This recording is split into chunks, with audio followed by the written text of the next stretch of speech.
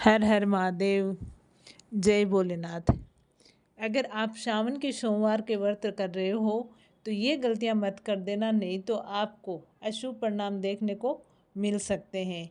कुछ नियम कायदे होते हैं, कोई भी व्रत करते हैं उसमें नियम कायदे होते ही हैं। अगर हम उनकी पालन नहीं करते हैं तो फिर हम जिस काम के लिए कर रहे हैं शायद वो काम हमारा नहीं हो, हमारी वो मनोकामना पूर्ण नहीं हो।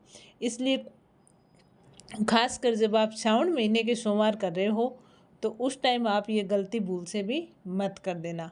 अब पहले तो आप ये जान लो कि श्रावण महीने में सोमवार के व्रत कैसे करते हैं या फिर श्रावण का व्रत कैसे करते हैं। तो जैसे दो तरह से व्रत किए जाते हैं श्रावण मास में। श्रावण मास भगवान भोलेनाथ और माता पार्वती को समर्पित होता है और हमारे सनातन धर्म का बहुत ही महत्वपूर्ण महीना होता है।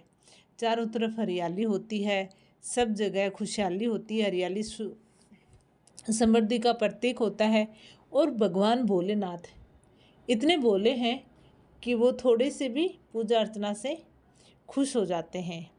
लेकिन आप व्रत कर रहे हो तब आप ये गलती मत कर देना। तो पहला तो क्या है कि जैसे आप पूरा सावन महीना व्रत कर रहे हो तो उसमें क्या होता है कि एक तो आप एक टाइम भोजन करके व्रत कर सकते हो और एक आप फलाहार लेके पूरे महीने भोजन कर सकते हो। कुछ लोग क्या है कि फलाहार लेते हैं सिर्फ और पूरे सावन का महीना व्रत करते हैं, कुछ एक टाइम भोजन लेते हैं। लेकिन आप भले ही श्रावण मास के पूरा महीना करो या सोमवार करो, उसमें तामसिक चीज़ें नहीं खानी है। लहसुन प्याज आपको नहीं खाना है, ये वर्जित है पूरे श्रावण के महीने के लिए, सोमवार के लिए भी। अब जब आप सोमवार का व्रत कर रहे हो तो उसमें भी दो तरह से व्रत होता है। एक तो मीठा फलाहार लेते हैं, एक थोड़ा बहुत सेंधा नमक वाला फलाहार ले लेते हैं। जिनके बीपी वगैरह की समस्या होती है, स्वास्थ्य से संबंधित कोई प्रॉब्लम होती है तो वो सेंधा नमक डाल के कुछ फलाहार ले सकता है। अब जब आप सोमवार का व्रत करते हो तो सबसे पहले शिवलिंग का अभिषेक किए पहले आपको कुछ नहीं खाना है। आजकल क्या हो गया कि सुबह उठते ही चाय पीते हैं, नहीं। जब आप सुबह उठो, ब्रह्म मुहूर्त में उठ के स्नान पानी करो। आप अपने घर पे भी मिट्टी का शिवलिंग बना सकते हो या फिर कोई मंदिर में भी आप जाके शिवलिंग का अभिषेक कर सकते हो। आप भगवान भोलेनाथ को प्रसन्न करने के लिए शिवलिंग पर अभिषेक कर दो और हर हर महादेव आप एक बार बोलते हो तो भगवान भोलेनाथ आपकी मनोकामना पूर्ण करते हैं। भगवान भोलेनाथ कहते हैं कि अगर कोई 3 बार हर हर महादेव का नारा लगा देता है तो मैं उसका ऋणी हो जाता हूँ, फिर मुझे उसका काम करना ही पड़ता है, भले ही कैसे भी हो।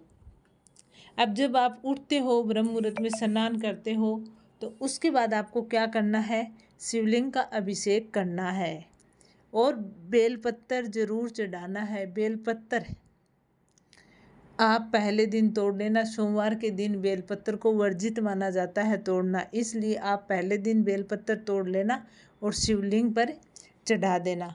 लेकिन उससे पहले अगर आप सोमवार का व्रत कर रहे हो तो आप या तो मीठे फलाहार का करो या सेंधा नमक वगैरह खा के थोड़ा वो फलाहार भी कर सकते हो। लेकिन सोमवार के व्रत के दिन सिर्फ फलाहार ही खाने होते हैं।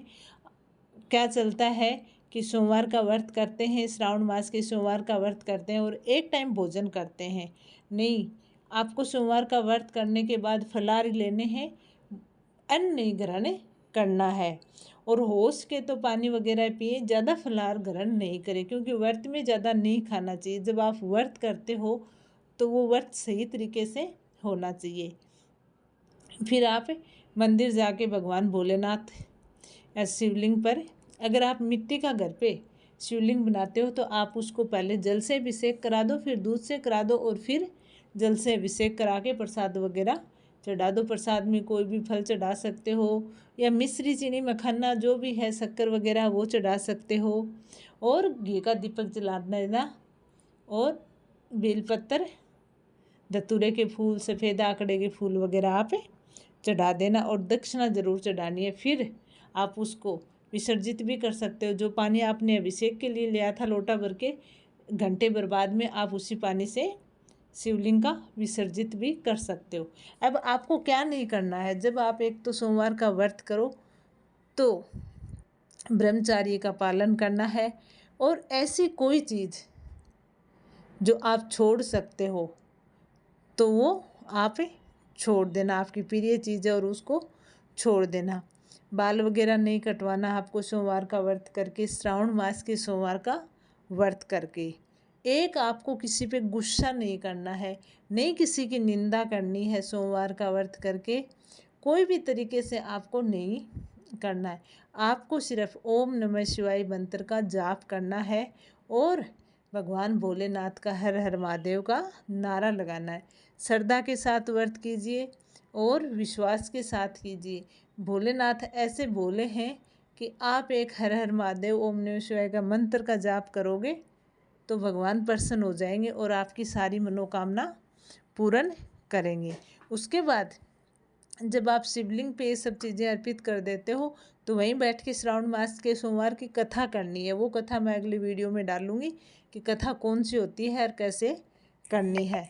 लेकिन ये है कि ये गलतियाँ आप मत कर देना कि आप तामसिक चीज़ें खा ली या फिर मांस मदिरा का सेवन कर लिया या फिर किसी की चुगली कर रहे हो, किसी पे क्रोध कर रहे हो। ये चीज़ें आपको नहीं करनी है श्रावण मास के सोमवार व्रत में। फिर आप देखना महादेव आपकी मनोकामना तुरंत पूर्ण कर देंगे, क्योंकि भगवान भोलेनाथ हैं। दो ही ऐसे भगवान हैं जो बहुत जल्दी प्रसन्न होते हैं, एक भगवान भोलेनाथ और एक भगवान नारायण। नारायण को आप तुलसी दल भेंट कर दो और भगवान शिव को आप बेलपत्र भेंट कर दो या शिवलिंग का अभिषेक कर दो। बस फिर वो प्रसन्न हो जाते हैं और अपने भक्तों पर कृपा कर देते हैं। तो ये था आज का वीडियो। कैसे लगा कमेंट करके ज़रूर बताना। लेकिन आपसे एक रिक्वेस्ट है कि आपको वीडियो अच्छा लगे तो लाइक करना, कमेंट में हर हर महादेव जय भोलेनाथ का नारा ज़रूर लगा देना। वैसे भी श्रावण मास आ रहा है तो हर हर महादेव बोलना बहुत अच्छा होता है, तो एक बार हर हर महादेव ज़रूर लिख देना। चैनल को सब्सक्राइब कर लेना, वीडियो को लाइक कर देना। हर हर महादेव जय भोलेनाथ।